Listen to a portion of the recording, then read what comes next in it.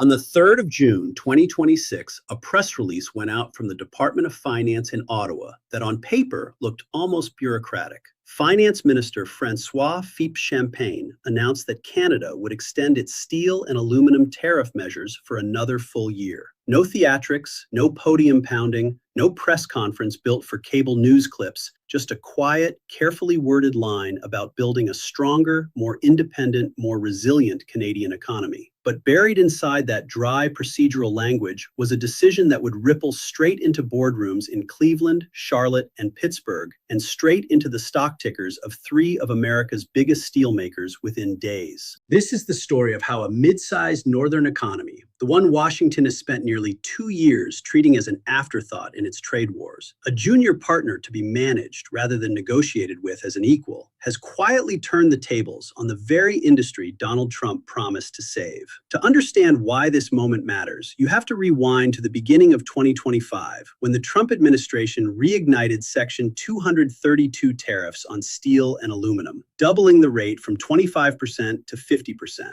The political logic was simple and on the surface popular. Protect American steelmakers from cheap foreign metal, especially from Canada, which for decades had been treated as a trusted partner under continental trade rules rather than a competitor to be walled off. Wall Street loved it at first. When Trump pledged to double the tariff in mid-2025, shares of Cleveland-Cliffs, Steel Dynamics, and Nucor all surged the following Monday, with Cleveland-Cliffs alone jumping 27% in pre-market trading. Investors saw a protected market, fatter margins, and a captive customer base that had nowhere else to turn for steel at scale. For a few months, that thesis held up almost exactly as the bulls had modeled it. But protection is never free, and the bill came due faster than anyone on Wall Street expected. Canada did not respond the way Washington seemed to assume it would. Ottawa didn't simply absorb the tariffs, swallow the loss of market share, and wait the fight out. Instead, it restructured its entire trade posture from the ground up. By late December 2025, Canada had introduced a 25% tariff on steel derivative products worth roughly 10 billion Canadian dollars, covering everything from doors and windows to wires, fasteners, bridges, and wind towers. At the same time, it slashed tariff rate quotas for steel imports from countries without a free trade agreement, cutting them from 50% of 2024 levels down to just 20%, with anything shipped over quota hit with a punishing 50% surtax. Canada kept its CUSMA carve-out fully intact for the United States and Mexico, but it began squeezing every other source of foreign steel flooding into its own market, effectively walling off Canadian steel demand for Canadian and CUSMA partner production alone. Then, in June 2026, Ottawa doubled down again, extending those same measures for another full year and signaling no intention whatsoever of blinking first. Now, here is where the story gets genuinely uncomfortable for the American steel executives who spent 2025 popping champagne over tariff protection. Cleveland-Cliffs, the company run by the famously combative Lourenco Goncalves, made a massive headline-grabbing bet in 2024 when it acquired the Canadian steelmaker Stelco for roughly $2.5 billion. The logic at the time seemed straightforward enough. Integrate Canadian production capacity into an American steel giant, ride the wave of continental steel demand, and build what Goncalves like to call Fortress North America, a closed-loop steel ecosystem immune to Asian and European competition. Instead, that acquisition became a liability almost overnight. Stelco sales were hit hard by the very 50% U.S. tariff applied specifically to steel shipped out of Canada, a tariff that, ironically, was designed to protect American steelmakers, not punish the Canadian subsidiary, one of them now owned outright. Goncalves has since gone public, asking the Canadian government to erect higher walls of its own, essentially begging Ottawa to protect his newly acquired Canadian mill with the same kind of defenses Washington was already deploying against everyone else. That's the trap. Cleveland-Cliffs bought a Canadian steelmaker to dominate the Canada-US corridor, and then US tariff policy turned that very asset into dead weight almost as soon as the ink dried. While Canada's retaliatory architecture started rerouting steel demand inward and towards CUSMA partners on Canada's own terms, not Washington's. The company's first quarter 2026 results reflected exactly that kind of structural pain. Full-year revenue for 2025 had already dropped roughly 3% to $18.66 billion. And Gonalves was forced onto an earnings call promising sequential improvement quarter by quarter, citing energy costs and pricing lags as the primary headwinds. Language that translated out of corporate spin simply means the company's flagship Canadian acquisition was bleeding money in plain sight. The market did not wait patiently for management's reassurances. Through the first half of 2026, every signal out of Washington about tariff policy sent steel stocks lurching sharply in one direction or the other, and increasingly, the lurches were downward. In February 2026, when reports surfaced that Trump was considering rolling back the steel and aluminum tariffs to ease consumer price pressure ahead of the midterms, shares of Nucor, Cleveland-Cliffs, and Alcoa all fell together in a single trading session, with steel and aluminum names trading down 5 to 6% intraday as investors began pricing in the return of foreign competition and the sudden erosion of the pricing cushion they'd enjoyed for months. Cleveland-Cliffs took a separate, even sharper hit just days earlier when it missed fourth quarter revenue expectations by nearly $300 million, and then watched its own CEO sell 3 million shares worth more than $37 million almost immediately afterward. A sequence of events that sent the stock down nearly 17% in a single trading session and raised uncomfortable questions among analysts about internal confidence in the Stelco bet. None of this happened in a vacuum. It happened against the backdrop of a Canadian government that had stopped playing defense entirely and started building a parallel steel economy that increasingly didn't need American capacity at all to function. This is the part most American coverage of the trade war misses almost entirely. The popular narrative in US media has been one of unilateral American leverage. Washington imposes tariffs, Canada suffers. End of story. But the underlying data tells a far more complicated tale. Steel imports into the United States declined by 12.2% across 2025, with the contraction continuing into early 2026. On its face, that looks like a clean tariff success story for domestic producers. But contracting import volume cuts both ways. It means American manufacturers who rely on steel as an input, automakers, construction firms, appliance makers, are now paying more for a shrinking and increasingly expensive supply. Meanwhile, Canadian producers locked out of cheap access to the US market and now facing their own government's quota walls against everyone else are redirecting capacity toward domestic Canadian demand. European buyers under emerging frameworks and CUSMA compliant trade routes that bypass the worst of the tariff exposure entirely. Canada isn't losing this fight by standing still. It's actively restructuring around the tariffs, while Washington's own producers quietly absorb collateral damage from a policy that was supposed to insulate them completely.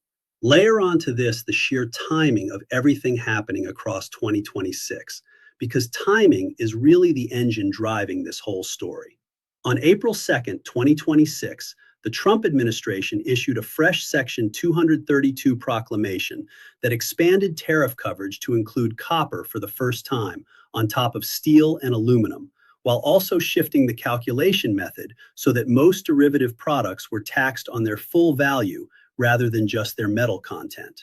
For Canadian exporters, this closed off a previously useful loophole almost overnight. Companies that had been foregoing CUSMA preferential treatment specifically to gain a more favorable tariff calculation suddenly found that loophole nearly worthless, since the new full value calculation made CUSMA compliance essentially tariff neutral for many automotive and derivative parts. Then on June 1st, just 2 days before Ottawa's own announcement, Trump signed yet another proclamation, this one temporarily cutting tariff rates from 25% to 15% on a narrow set of goods like agricultural equipment and residential HVAC systems, while simultaneously reinforcing fraud penalties for importers misrepresenting U.S. content to dodge the tariff structure altogether. The rate reductions are explicitly temporary, expiring at the end of 2027, a built-in expiration date that tells you almost everything you need to know about how unstable this entire framework actually is. Companies on both sides of the border are now being forced to make multi-year capital decisions based on a tariff regime that has, in effect, changed roughly every 6 to 8 weeks. And all of this is unfolding directly ahead of the single biggest structural event in this entire trade relationship, the formal joint review of the Canada-United States-Mexico Agreement, which begins on July 1st, 2026, tomorrow. As of this recording, this isn't a minor procedural checkpoint tucked away in some appendix. CUSMA's review clause allows all three governments to formally reassess the agreement's terms and decide whether to extend it, renegotiate specific chapters, or let critical provisions lapse altogether. Canada spent September through November of 2025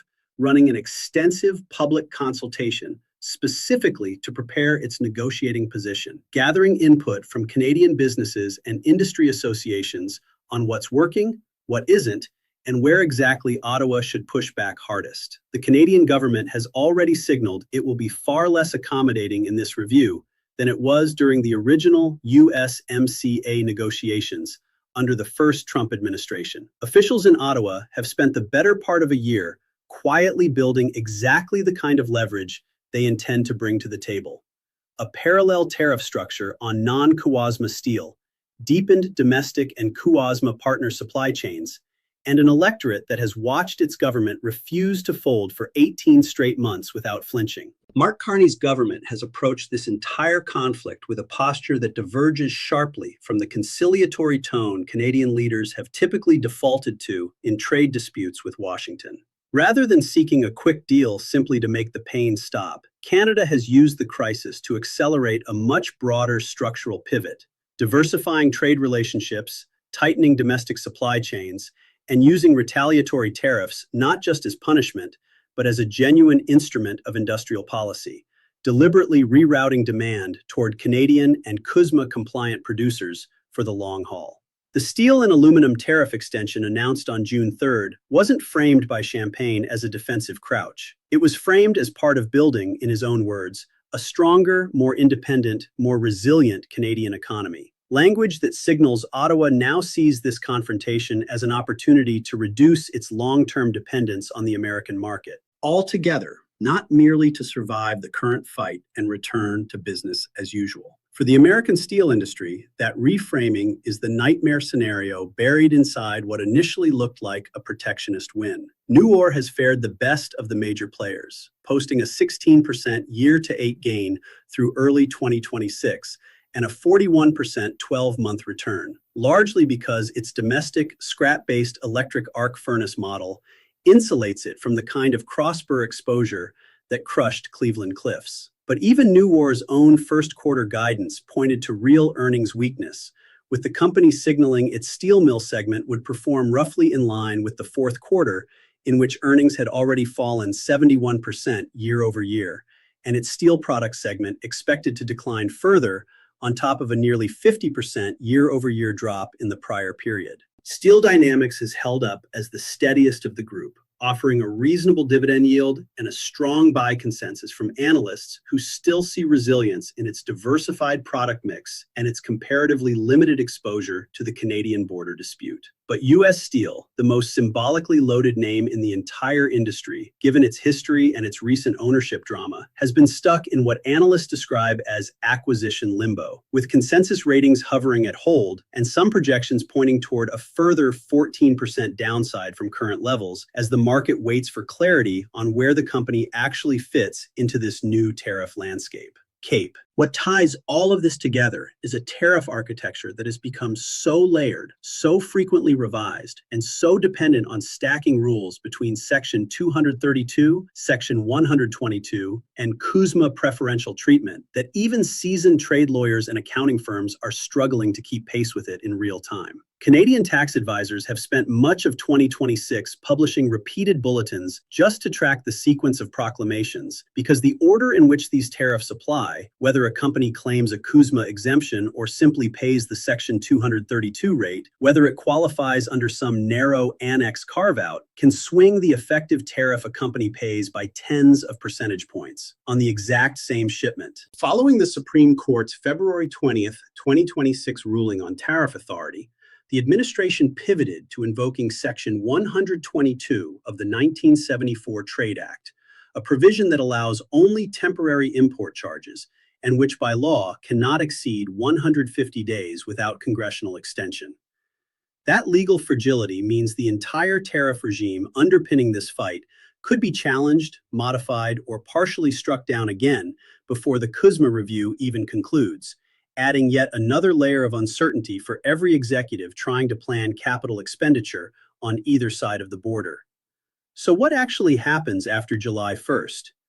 The honest answer is that nobody, not the steel executives, not the trade lawyers, not the analysts at TD Economics or RBC Wealth Management, who have been modeling these scenarios for months, has a confident answer. Because the review itself is structured to surface exactly the disagreements that have been quietly building since early 2025. The United States enters the review having extracted real concessions, reduced steel import volumes, protected domestic pricing for companies like Nucor, and a 50% baseline tariff that for now remains fully intact, according to U.S. Trade Representative Jameson Greer's office, which has called the steel and aluminum tariffs incredibly successful, even while acknowledging that modifications may still come to ease compliance burdens for industry. Canada, meanwhile, enters the review having built an entire alternative architecture that doesn't need American steel demand to survive, having extended its own protective measures through mid-2027, and having spent well over a year demonstrating to its own electorate and to global markets watching closely that it will not simply absorb U.S. tariff pressure without retaliating in behind deliberately and repeatedly. The steel industry sits at the exact center of that collision, because steel was never just a commodity in this fight. It became the proof of concept for whether tariff nationalism actually works in practice, whether walling off a domestic market genuinely protects an industry, or whether it just shifts the pain around the supply chain, until someone somewhere ends up holding the loss. A Canadian mill, an American manufacturer paying inflated input costs, or a steel executive watching his prized Canadian acquisition quietly underperform quarter after quarter. Cleveland-Cliffs bet that owning Canadian capacity would let it dominate both sides of the border simultaneously. Instead, it became collateral damage in a fight its own government started. Canada bet that retaliation, paired with deliberate domestic industrial strategy, could offset the loss of preferential American access. So far, that bet looks far more sustainable than Wall Street initially priced in back when the tariffs were first announced.